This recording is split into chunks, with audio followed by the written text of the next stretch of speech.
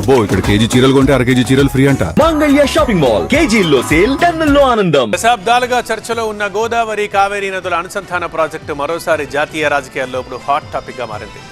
Godavari Kaveri గుండార్ link project ని fast track లో అమలు చేయాలని ప్రధానిని కోరారు తమిళనాడు సీఎం విజయ్. అయితే ఇదే అంశాన్ని పలుమార్లు ఇప్పటికే ప్రస్తావించారు చంద్రబాబు. మరి ఈ వ్యవహారంలో తెలంగాణ వాదన ఏంటి? జాతీయ స్థాయిలో చర్చకొచ్చిన ఇంటర్ లింకింగ్ ఆఫ్ రివర్స్ కథ ఏంటి? ప్రధానికి రాసిన లేఖతో జాతీయ స్థాయిలో నదుల అనుసంధాన ప్రాజెక్టును మరోసారి తెరపైకి తెచ్చారు తమిళనాడు ముఖ్యమంత్రి విజయ్. గోదావరి జలాలను కావేరీ, గుండార్ వరకు తరలించే ప్రతిష్టాత్మక నదుల అనుసంధాన ప్రాజెక్టును ఫాస్ట్ ట్రాక్ లో అమలు చేయాలని ప్రధానిని కోరారు విజయ్. ఈ ప్రాజెక్టుకు జాతీయ ప్రాధాన్యత హోదా కల్పించి ప్రత్యేక ఎస్పీవీ ఏర్పాటు చేయాలన్నారు. అలాగే రాష్ట్రాలతో చర్చలు వేగవంతం చేసి డీపీఆర్ ను పూర్తి చేయాలని విజ్ఞప్తి చేశారు. తమిళనాడులో భూగర్భ జలాలు క్షీణించాయని, రాష్ట్ర నీటి అవసరాల్లో 30% పైగా పొరుగు రాష్ట్రాలపైనే ఆధారపడాల్సి వస్తోందని లేఖలో పేర్కొన్నారు విజయ్. దక్షిణ తమిళనాడులోని కరువు జిల్లాలకు గోదావరి జలాలే దీర్ఘకాలిక పరిష్కారమని అభిప్రాయపడ్డారు. దేశంలో నదుల అనుసంధానం కొత్త ప్రతిపాదన కాదు. 1980లోనే దీనికి సంబంధించి కేంద్ర ప్రభుత్వం నేషనల్ పర్స్పెక్టివ్ ప్లాన్ తీసుకొచ్చింది. 30 నదుల అనుసంధాన ప్రాజెక్టులు గుర్తించినా ఇప్పటి వరకు పూర్తి స్థాయి అమలు దశలోకి వెళ్లింది కేవలం కెన్ బేత్వా ప్రాజెక్టు మాత్రమే. గోదావరి, కావేరీ, గుండార్ లింక్ మాత్రం ఇంకా ప్రతిపాదనల దశలోనే ఉండడంతో తమిళనాడు సీఎం విజయ్ ఇప్పుడు దాన్ని ఫాస్ట్ ట్రాక్ లో అమలు చేయాలని ప్రధానికి లేఖ రాశారు. అయితే ఈ ప్రాజెక్టు అమలు కావాలంటే ఒక్క తమిళనాడు కోరితే సరిపోదు. గోదావరి పరివాహక ప్రాంతంలోనే తెలంగాణ, ఆంధ్రప్రదేశ్, కర్ణాటక అంగీకారం కూడా అవసరం.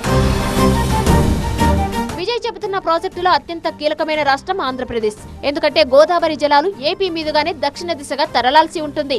ఇప్పటికీ గోదావరి జలాలను వినియోగించి రాయలసీమతో పాటు ఉత్తరాంధ్రకు నీరు అందించే ప్రణాళికలను అమలు చేస్తోంది ఏపీ. దీంతో రాష్ట్ర ప్రయోజనాలకు ఎలాంటి నష్టం ఉండకూడదని కేంద్రం స్పష్టమైన హామీ ఇస్తే చర్చలకు సానుకూలంగా స్పందించే అవకాశం ఉంది.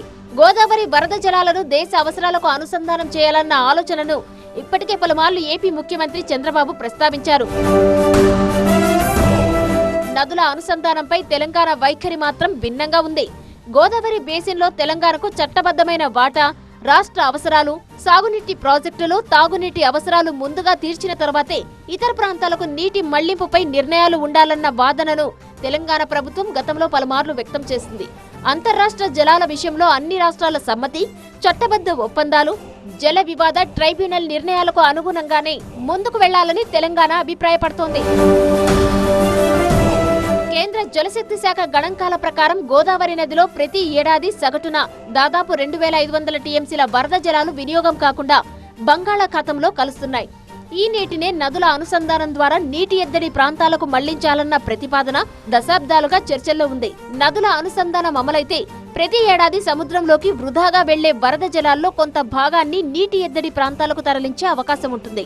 సాగునీటి విస్తీర్ణం పెరగడం, తాగునీటి సమస్యలు తగ్గడం, భూగర్భ జలాలు మెరుగుపడడం వంటి ప్రయోజనాలు ఉంటాయని నిపుణులు చెబుతున్నారు. అయితే నదుల అనుసంధానం అనేది కేవలం ఒక రాష్ట్రానికి సంబంధించిన అంశం కాదు. పలు రాష్ట్రాల నీటి భవిష్యత్తుతో ముడిపడిన జాతీయ అంశం. అలాగే పర్యావరణ అనుమతులు, భారీ వ్యయం, నీటి పంపకాలపై ఏకాభిప్రాయం వంటి సవాళ్లు కూడా ఉన్నాయి. తమిళనాడు లేఖతో మరోసారి గోదావరి జలాల వినియోగం, నదుల అనుసంధానం, రాష్ట్రాల మధ్య సమన్వయం అంశాలు జాతీయ స్థాయిలో చర్చకు వచ్చే అవకాశాలు కనిపిస్తున్నాయి. అయితే కేంద్రం ఎలాంటి నిర్ణయం తీసుకుంటుంది, రాష్ట్రాల మధ్య ఏకాభిప్రాయం ఎలా సాధిస్తుంది అనేది ఇప్పుడు అందరి దృష్టిని ఆకర్షిస్తోంది.